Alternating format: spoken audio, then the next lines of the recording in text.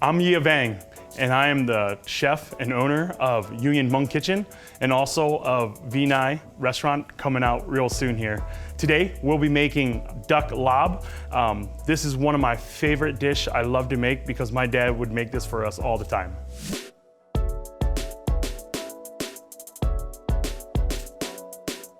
So the first step we're gonna be doing is we're gonna be breaking down these duck breasts. So the duck breast is right on the bone here, on the chest of the duck here. Now, you can get them already off the breast. It's totally up to you how you want to do it. And then also, one of the things I've told people is you can do this exact recipe, but you can do it using mushrooms.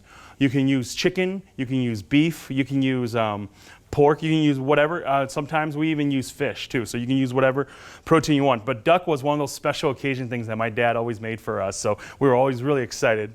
So the first thing you do here is I just find that bone right down the middle. Pretty simple. I take my knife, bring it right all the way down, and then you kind of just slowly you take your bone, or you take your knife and you go right along the ledge here with the bone, and you see that rib cage, and then there's the breast there. Again, same thing on the other side. Just use the tip of your knife. I have a cleaver knife here, so it's a little bit harder to work with, but if you have a bony knife, it's super simple. Laab, L-A-A-B, literally translates down to mince finely or to cut into small pieces. So a lot of these dishes that are done in Hmong traditions, we don't usually eat a lot of meat. So then these dishes are usually done when there's a big celebration. So for me growing up, I always wanted to eat more meat. So I was always really excited every time I heard the word Laab. The next part we're gonna do here is we're gonna just score it. So literally just bring your knife across. You don't wanna go all the way through, but you just wanna score that fat, because when we put it on the pan to render it, you wanna be able to get through the fat. Again, just score it. Again, you don't wanna go too heavy where you're actually hitting the meat, and you really wanna get those little squares in there.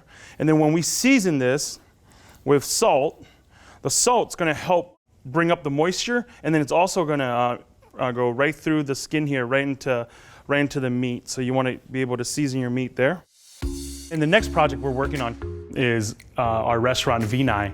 Vinai is the name of the refugee camp I was born in. It was the name of the refugee camp my parents met. This restaurant, Vinai, is a love letter to my mom and dad. It's the I'm sorry for all the things I've done wrong, and it's the I want to right those wrongs by redeeming myself, by being able to build this restaurant that will tell their legacy, that will speak of their legacy and speak of their history.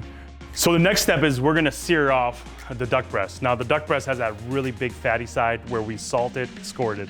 So what's very important is you take a cold pan, there's no oil, nothing in it. You have a cold pan, dry pan. And what you're gonna do is you're gonna take your duck breast and you're gonna take that fat side and you're gonna put it right down on that cold pan. So you want your heat to be at medium high, and then you put it right on there. And then what it's gonna do is that heat's gonna slowly render down that fat. You're gonna cook it about 75 to 80% on just that skin side. You're gonna flip it over on the flesh side and let it, like we just call it, let it kiss the pan for about another minute or two. And then you're gonna pull it right off. One of the things to remember is duck breast, especially on that flesh side here, is very lean. So you don't wanna overcook it. You don't want it to be dry. When I'm cooking, what I always tell people, and especially young cooks and young chefs that are starting out with us, I always say use all your 5 senses. You know, you wanna be able to feel things. You wanna be able to hear. You want to be able to see, you want to be able to smell, you want to be able to touch. So while the duck breast is cooking, we're going to talk about the sticky rice, or sometimes known as sweet rice. So sweet rice, it's just known as sweet rice because it has a higher glucose level. So it has more sugars in it, and that's kind of what causes it to stick. It's a higher starch level in there too. Another option, if you don't have sweet rice or we don't have access to sweet rice, you can use jasmine rice, you can use basmati rice, you can use even sushi rice, any kind of rice you want, you can totally use it. We have about 3 cups in here of sweet rice, and what we did was we just washed the sweet rice. I usually do, when I wash rice, I wash it like 3 or 4 times, maybe 5 times with cold water. You want to get all that extra starch out, and then you just take water, and then you just soak it in water, and you want to make sure. So when I started with the sweet rice, it was down to here. But then when I soaked it, I made sure that I had plenty of water. Wherever your level of rice is, put enough water that it covers double it, because again, the rice absorbs all that water, and that's very important. We soak at least 3 hours. The best is overnight. If you can get it overnight, that's the best. And so the next step we'll do is we'll put the sweet rice in the basket, and then we'll just put it right in the steamer, and it's very simple. So when you're checking on the duck, you want that heat to be pretty low. You can see how much fat is rendered down. So you notice how the meat, how it's come up. You're about 80% here, because man, there's just this top right here that you want to finish off. So you're about 80% here. So what we'll do here is we'll just take and just flip it over, and again, you see how crispy that top is? That's what we're really looking for. Again, take the other breast. We're just gonna flip that over, and you're gonna let that sit for 2 or 3 minutes. The question we always get asked is, what is Hmong food? And I tell people, Hmong food isn't a type of food, it's a philosophy of food, it's a way of thinking about food. I always tell people, if you want to know the Hmong people, get to know their food. Because in our food, our cultural DNA is intricately woven into the foods that we eat. The reasons of why we eat the way we eat, how we make our food, it tells the story of our people. It traces back to Western China, where our people have been traced to originate from, and how the Hmong people have been this agricultural people, and then no matter where we went, we use the land, we learn from the people around there, and we use that to build our culture so it's stronger for the next generation. We're ready to pull the duck breast off. See how that beautiful, all that skin there is super crispy. And then that bottom, again, you just want that to be kind of medium rare, because you don't want to overcook this duck. And we'll just put it right here, get a little towel, just let it sit. So we have this beautiful duck. We're just gonna set it aside. Now here's something that's really important with Laab. Now there's 2 kinds of Laab. There's like a quick, kind of almost like a stir-fry style Laab. But the Laab that I grew up eating, you eat it at room temperature. In the cooking world, you never say anything's cold. It's just room temperature. It's meant to be eaten like that. One of the reasons why is because you'll see later on, we're gonna put all these herbs in there. And if you have the protein very hot, and we put all that herbs in there, what happens to the herbs is the herbs gets wilty and it almost gets a little bitter. So you want that fresh pop. We're actually just gonna let this sit aside, let it cool down a little bit, and then we're gonna start doing all the herb prep. Okay, so we're ready to flip the sticky rice. Now, a lot of times, legend is said that flipping the sticky rice is like this, this going from childhood to adulthood if you can do it right. So there's a lot of people that say things like that. I think that my parents and grandparents made that up just so that they'll give us a job to do. So first, you'll take your lid off. It's beautiful here. Again, the reason why we flip it is because the top isn't fully cooked, but all the bottom is. And you don't want that bottom to get too mushy. So, and then what you kind of do is you take the basket and you move it around. And what it does is it molds the rice into this kind of little ball. And then you just kind of change it. And then I'll just kind of do the little flippy. And then you put it back on, throw the lid on for another like 3 to 4 minutes, and then you're good to go. So when you're making any dish, you really want to start from the core flavor. You have lemongrass, we have garlic, we have shallots, and then we have the infamous Thai chilies. Now, every Thai chili is created differently, so I always get asked, is that one spicy? And I always tell people, you're just gonna have to taste it. So that is gonna be the base. We'll put a little salt in, and then we're gonna take this pestle and mortar, we're gonna crush it down, and that's gonna be kind of like a paste. So think of it as almost like the sofrito of this dish. What we'll do with the lemongrass here is we'll just chop it up. And you just give it a rough chop. The reason why is you're gonna put it all in the pestle and mortar, and it's all gonna be mashed together.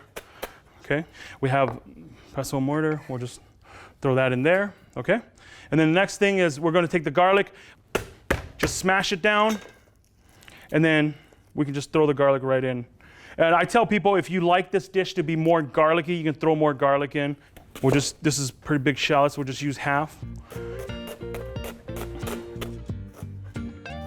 So with the chili, what we're actually gonna do is, I tell people you hold from this end when you're chopping, and then so when you're chopping and you're getting closer, you don't have to really use your fingertips. And remember, when you're using chili, please, please, please wash your hands really well.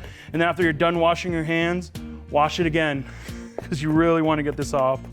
I usually take a towel and put a towel under. You don't have to, it just helps so that it doesn't move around too much. So I put a little bit of salt in there, and the salt's gonna help break everything down. The technique I use, because I've done this so many times and it's splattered in my eyes, is you start out real small, little jabs, and then once you get going, you go a little bigger. So you just small little, and then you can hear it. And I always tell people always ask, like, how hard am I supposed to go? I always tell them, you want to go really hard because you want to hear it pounding. And as you do this, the salt is going to bring all those flavors. Again, like I said, cook it with all your senses. You're going to smell it. You're going to smell that chili. You're going to smell that garlic. You're going to smell that shallot. You're going to smell that lemongrass. And again, this is a texture thing. So if you want it real pasty, you keep going at it for another half hour if you want. I like having it, it's like making salsa. I like it a little chunkier, so I'm not gonna go as much. So for me, this is the perfect consistency. This is what I like. Again, everyone's a little different. So this is, for me, this is probably what I like the most right here. So the next step is we're just gonna get all our mise en place ready, and just so that we can mix it. So this basically, a laab is kind of like a meat salad. We got these carrots here. This technique actually was taught to me by Tammy Wang of Rainbow Chinese Food. I saw her do this. This is a 60-year-old Chinese lady who can just like cook me under the table. So it was amazing watching her do this. And I'm like, oh, that's so amazing. So basically you just take your carrots, you want it square so it doesn't move, and then you're gonna cut it on a bias. And then as you cut your carrots on a bias, what you do is basically, it's like a deck of cards. You just kind of fan it out and then just run your knife right through it. And you got yourself carrot sticks. Next thing we'll do is we'll take the green onions. And what I love about laab is the fact that this dish is full of herbs. That's the whole point of the dish. What I do is I love radishes. So we got ourselves some purple radishes, or sometimes they're called ninja radishes. So the next step here is we're gonna slice the duck. Now with the duck, it's the easiest to slice the duck if you do a skin side down. If you do it with skin side up, sometimes it doesn't go through the skin. What we're gonna do is you're gonna try to get it as small as possible, as thin as possible. I like long strands just because it's easier to put it into the lettuce as we make lettuce wraps. You know, just because the way that we cooked it inside, it's still nice and pink. You want that pink. That means we didn't overcook it. So the next step we have here is we're gonna mix everything together. We're gonna first start with the toasted rice flour. You take the sweet rice, dry, and you actually just toast it on the pan until it's a dark color, and just put it in a Vitamix, and it blitz into this flour. It brings a nuttiness to the dish. Now remember the sofrito that we made, that we mashed up? We'll start out with about a tablespoon there. Throw your carrots in here, onions, you pick off some Thai basil, throw it in there. I think Thai basil has this deeper sweetness. It's more bright than your regular like Italian basil. We have some cilantro over here. Take your cilantro, break it up in there. We'll squeeze some lime in there, so you want that lime juice. It's really gonna cut through just the like richness of the duck breast. So we do a little bit of fish sauce in there. And then we have the bean sprouts too. I love putting bean sprouts in there. Add a little bit of crunch. Again. And then I can kind of see that it's a little bit wet still, so I'm gonna just throw a little bit of toasted rice flour in here. We're gonna throw just get some regular mint, throw in there. Just toss it up. Right there, we have this ready. When you present this or when you plate this up, you know, some people call it family style, some call it communal. I just call it dinner. So we're gonna just serve it in all big platter and everyone can just enjoy. You just throw your sticky rice to the side. A good heaping amount of sticky rice. We can just throw the leaves to the side here. We're gonna take this laab and we're just gonna throw it right here in the center. And then I love grabbing the rest of the herbs and stuff and just throw it right on top.